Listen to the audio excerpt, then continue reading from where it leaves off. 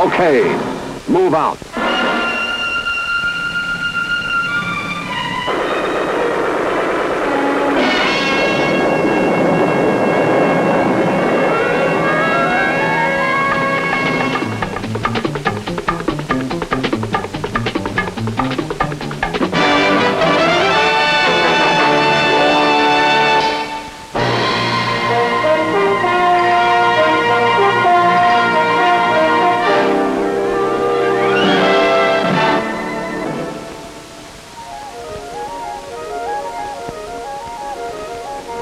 The vast and awesome body of water that lies between America and Asia borders a wide variety of lands where live 1 billion people, ranging from space-age sophisticates to the Stone Age aborigines of Australia.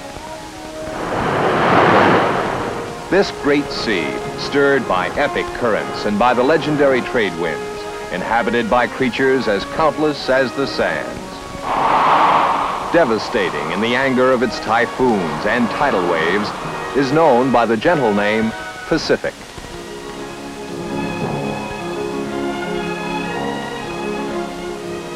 With its more than 400 installations throughout the widely scattered shores of this ocean, west to Asia and down to the South Pole, the United States Army Pacific, Usarpac, is deployed over 40% of the Earth's surface.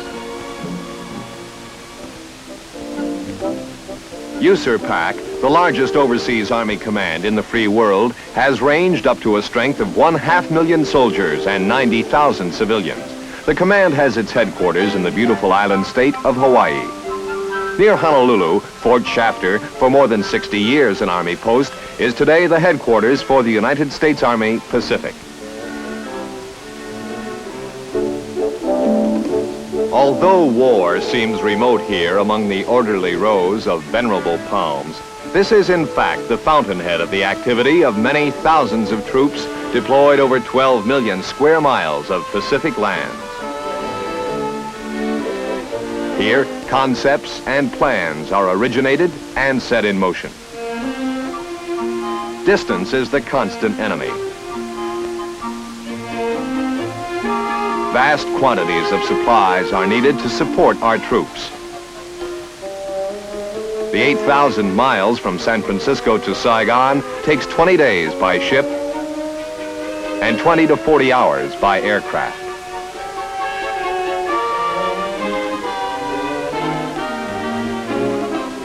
The vital necessity of maintaining close contact with units so dispersed has been met by developing a remarkable network of communication facilities. Powerful transmitters and strangely shaped antennas transmit and receive a heavy flow of messages required by the Army's massive operations. To carry out its mission, Usarpac has set up 7 subordinate commands. U.S. Army, Hawaii. Japan. Ryukyu Islands. Taiwan.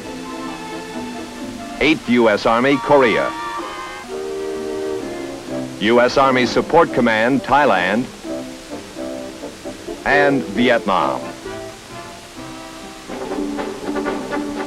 The headquarters for U.S. Army Hawaii, Usarpac, is in famous Schofield Barracks. It directs the Army's installations throughout the state. Usarpac is prepared to receive, station, and deploy an entire division. Hawaii-based troops are made combat ready for action in any area of the Pacific by intensive training programs. The sounds of battle rebound from mountains born of volcanoes.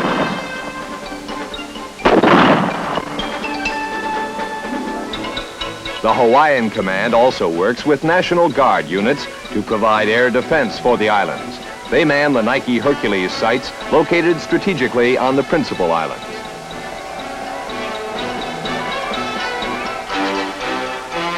The National Guard holds annual maneuvers on the big island of Hawaii, gaining skill with the weapons they would use against any potential enemy.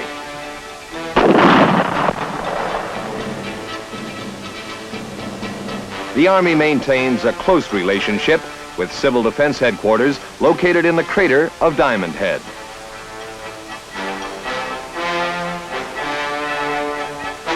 an elaborate underground labyrinth stands ready for use in case of enemy attack or natural disaster.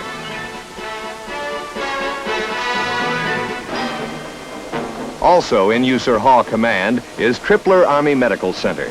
With 1,000 beds, it is the most modern armed forces hospital in the Pacific. Its patients come from all over the Pacific Command and from all the services. As the first major land base west of the mainland, Hawaii is an important Army shipping center. Across its docks pass the supplies and hardware of war.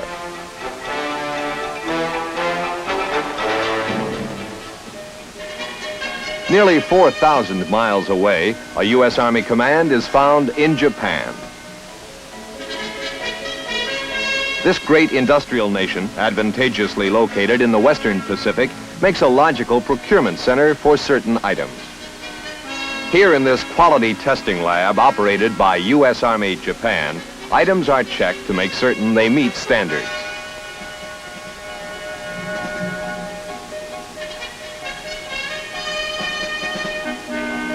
Many items the Army buys are sent to this lab for study. Not only are some new things purchased in Japan, old equipment is restored.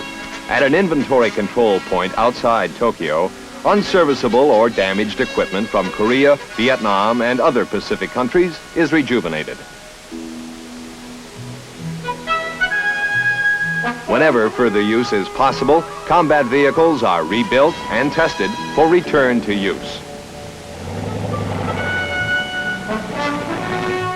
Millions of dollars worth of supplies and restored equipment is shipped every year to countries allied with us in the military assistance program to strengthen them against the communist threat.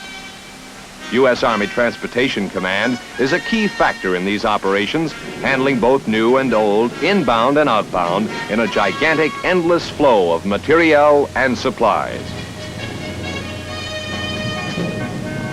Basic necessities, such as petroleum, are stockpiled for quick response when needed.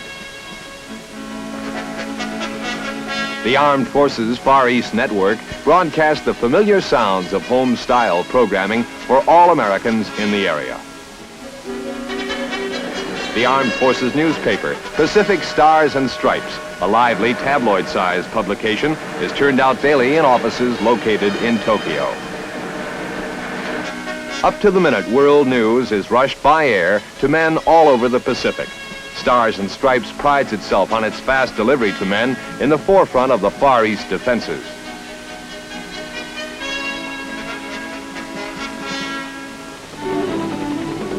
Of great importance to the fighting men are the fine hospital facilities established in Japan within practical range of the war zone. With fast air transportation a routine matter, patients given emergency treatment in Vietnam can be evacuated in a few hours to Japan. There, intensive surgical and medical care is readily available. In addition to fine surgical facilities, much care and attention is given to physical therapy, the retraining and strengthening of muscles of seriously injured men. The reward comes when patients are able to make it on their own.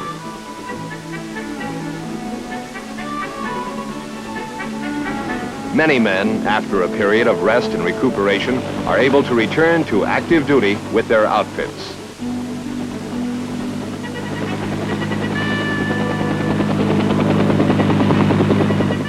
Those requiring long recovery periods are often sent via helicopter to a large air base where they are flown back to the States. Besides care of patients, the Army doctors carry on a quiet war fought in test tubes against such insidious tropical diseases as schistosomiasis. Here, hundreds of infected snails carrying the deadly disease are carefully tended to keep a constant source of research material for the progressive battle.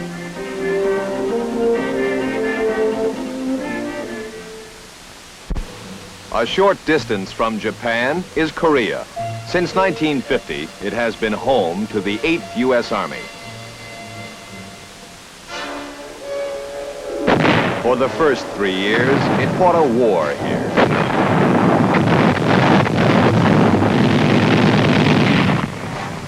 In July of 1953, a truce was signed with the communists so that a peace treaty could be worked out. That was a long time ago, and the enemy is still unwilling to negotiate. So, all these many years later, replacements are still coming in at the rate of almost 50,000 a year. In this land full of old memories, Punch Bowl, Heartbreak Ridge, Pork Chop Hill, Old Baldy, in which victory was won back from apparent defeat, we are still facing an armed enemy there in North Korea. 2 U.S. infantry divisions stand ready to back up the South Koreans. Close to the DMZ, astride a traditional invasion route to Seoul, is our 2nd Infantry Division, geared for instant action.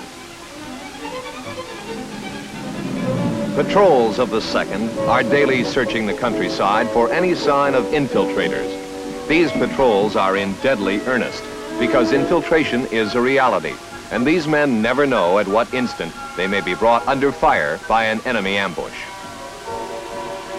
The other U.S. division on duty, the 7th, stands by on call to move its forces wherever needed. Exacting training and discipline keep the men at the peak of readiness. Members of the South Korean Army who volunteer to serve within U.S. Army units join in the training. Quick response and self-reliance are objects of this training, which includes improvised river crossings of the kind that would be used in combat conditions. A faster expedient, the slide for life.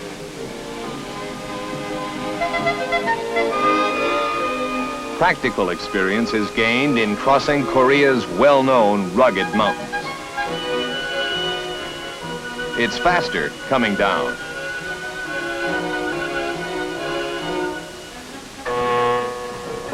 In modern war, planes are swift and warning is short. Seconds determine survival.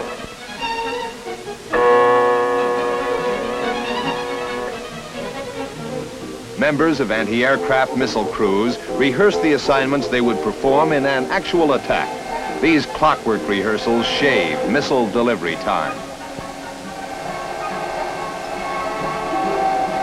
The mighty missiles are ready to reach for the sky.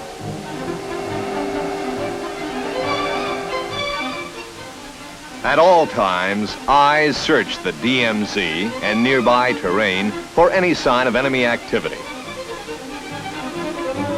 Many bunkers stand by that would be quickly manned in time of combat. Meanwhile, news of the rest of the world comes to our troops in Korea by newspaper and broadcasts, which bring up-to-the-minute news flashes delivered to the military audience by one of its own members.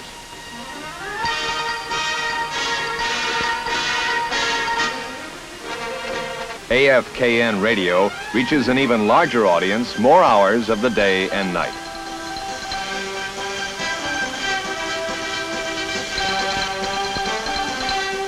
These American programs are also winning a new audience.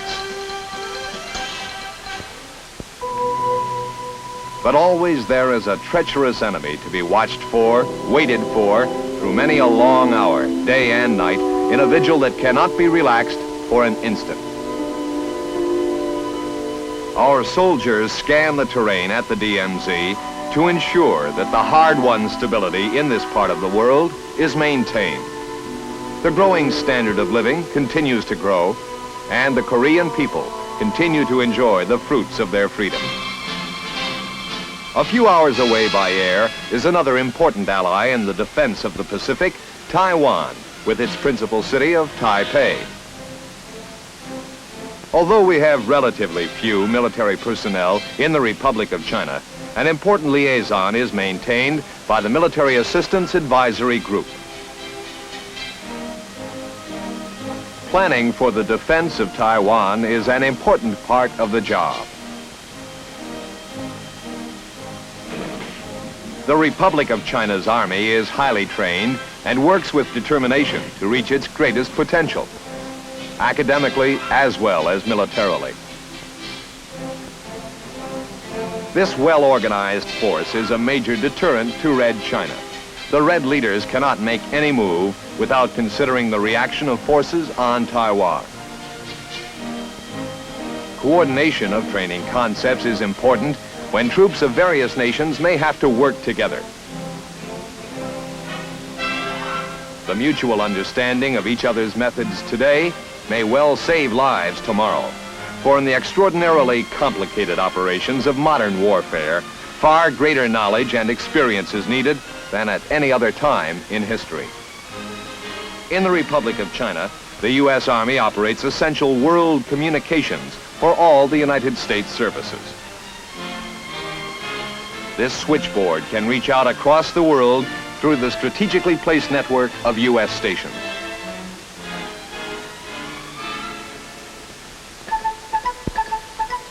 Usarpac's most western command is the U.S. Army Support Command, Thailand. For many years, Thailand has been a nation undisturbed by wars and revolutions that have troubled its neighbors. But a shadow falls over the peace of this lovely land today. Communist leaders have made no secret that Thailand is a target for an attempted takeover.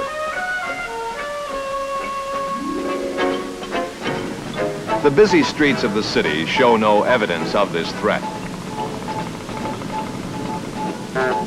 But the Thais are girding to defend themselves, and these crowded streets do not lend themselves to the heavy traffic of military preparations with vast shipments of ammunition and supplies. Bangkok's harbor, already filled to capacity with the normal commerce of the country, would bottleneck military shipping. So our Army engineers helped to construct an entirely new port complex at Sadahip in open country far away from the congestion of the city.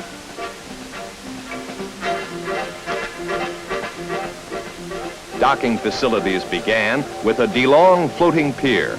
Permanent deep water berths were constructed under contract, making Sadahip another main port of entry for Thailand.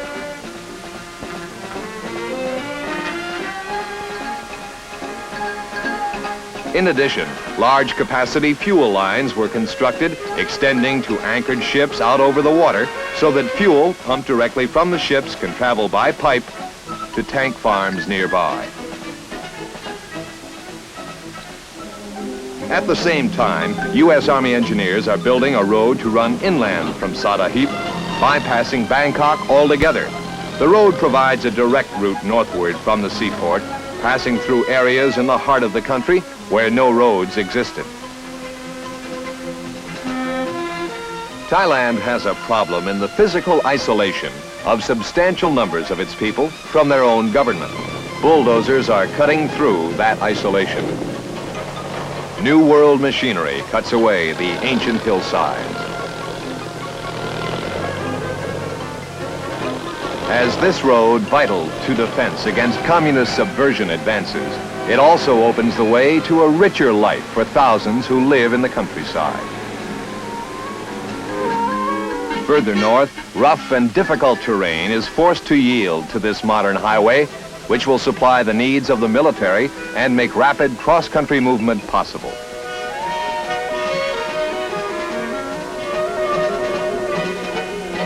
Men and materiel for the big job come from an engineer complex near Korat. Camp Friendship at Korat reflects the size and importance of the task. American units in outlying parts look to Camp Friendship for support and supply.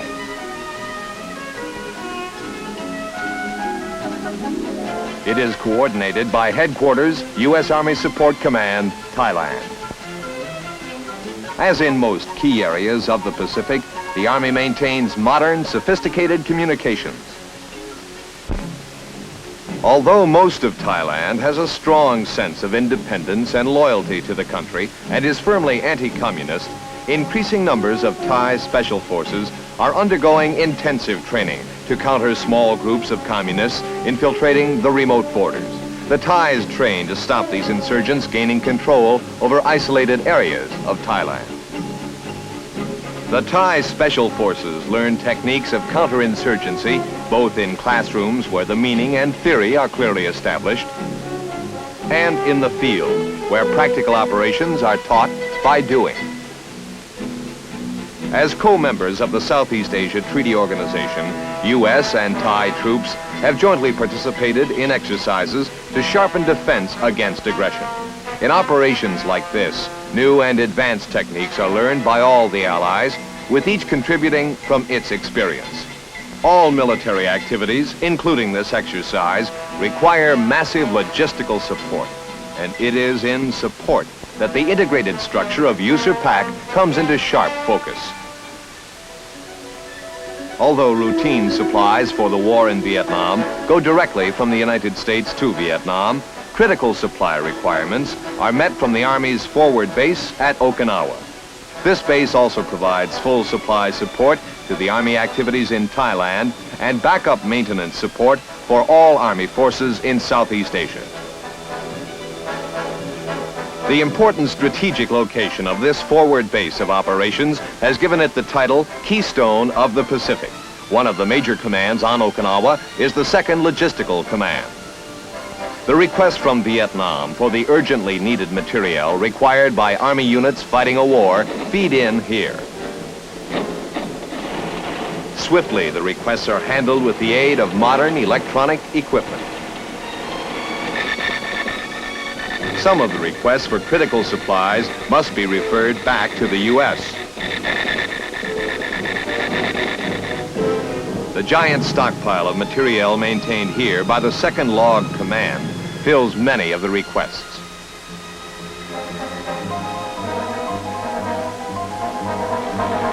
But vast though it is, the job of answering the urgent needs of war in Vietnam is only part of the story in Okinawa. The mission here is even broader, to be able to meet the projected and emergency needs of Army forces throughout the Pacific area. In a command where the constant enemy is distance, a concept of forward strategy is essential. Okinawa's contribution is manifest in the warehouses, shops, and storage areas with which the island bristles. All this vital activity is served by another link in the Army communications system. Tactical forces on the island, as well as its logistical mission, advance Okinawa's role in Usarpac's forward strategy. Special forces train here to meet the challenge of unconventional warfare.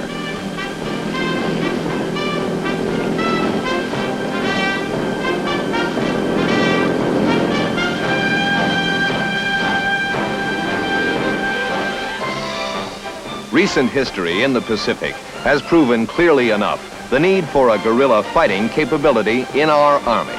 These troops train in the special skills which give the Army that capability. Psychological warfare, the battle for men's minds, is waged in many ways. Radio programs are beamed behind enemy lines to reach the people themselves with news and information they would otherwise be denied.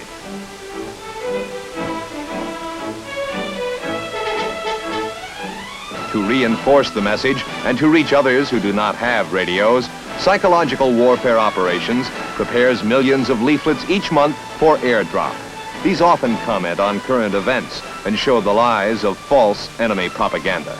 Some leaflets encourage Viet Cong to desert and use the leaflet as a safe conduct pass. The effectiveness is clearly shown in the fact that thousands of Viet Cong use the safe conduct pass each month to come over to our side. These men will not be firing weapons at our soldiers. The paper war pays off.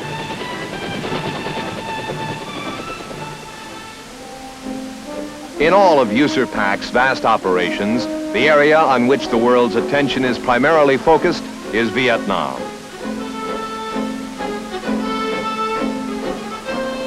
It was this land that the communists chose as the test case and springboard to the conquest of Southeast Asia. Faced with the rapid growth of a hot war, the manner in which the entire U.S. Army was restructured, trained, automated, deployed under restrictive peacetime rules, and fought will be recognized in future years as one of its greatest accomplishments.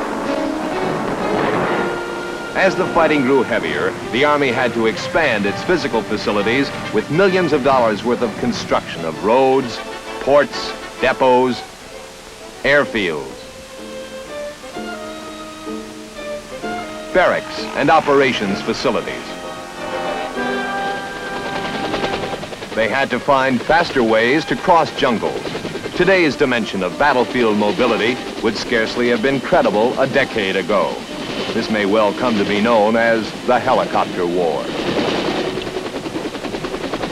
With the enemy's escalation of the war, the U.S. countered with a response which stemmed the tide and steadily began turning it.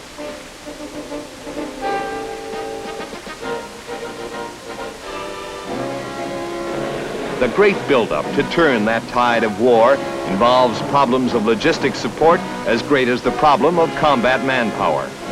Each month, more than 500,000 short tons of supplies are brought into Vietnam and distributed through the major Army ports in Saigon, Newport, Cam Ranh Bay, and Quy Nhon. A strategic communications command unit under the Army operates communications for all services and government agencies in Vietnam.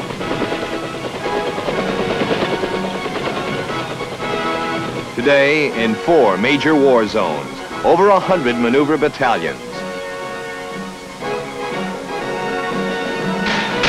infantry, armor, artillery, and cavalry are seeking out and destroying Viet Cong and North Vietnamese main forces and bases. We are blowing up their decades-old tunnel systems.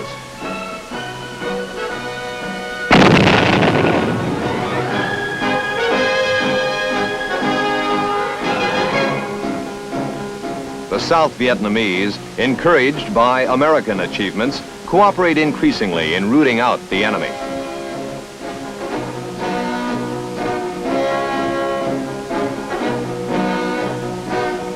More and more enemy weapons, supplies, and documents are being captured.